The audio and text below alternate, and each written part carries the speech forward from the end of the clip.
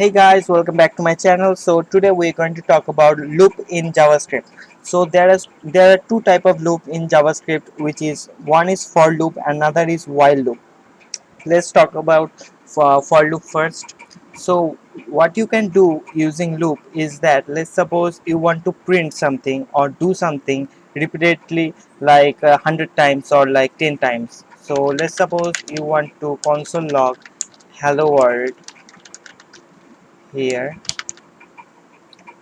console log hello world here, and you want to print this hello world like 10 times. So instead of copy and paste this console log again and again, what you can do is that you can use for loop or maybe while loop.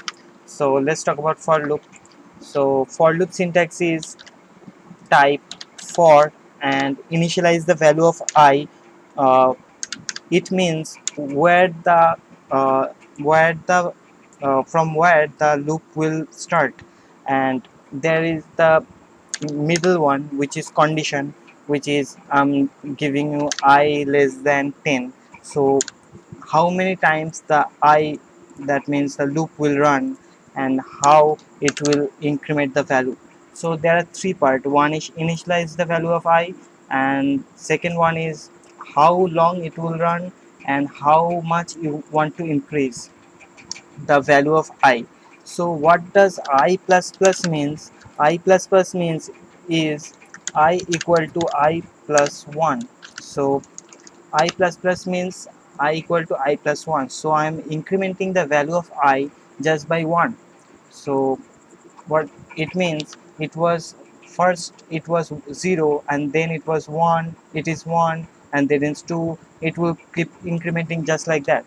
So inside this block of code, you want to pass any statement that you want to perform repeatedly.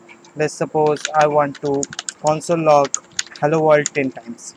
So I'm writing only one time hello world, and it will print 10 times just like that. So this is all about for loop, and let's talk about while loop now. So while loop performs the same thing just like for loop, but the syntax is different.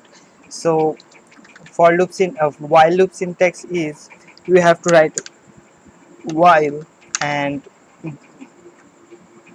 and pass the condition, like just like I less than 10, and inside this block of code you have to increment the I is equal to I plus 1, which we did last time, I plus plus, or you can write I plus plus also.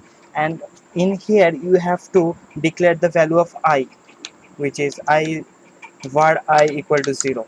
And in this block of code you can console log hello world.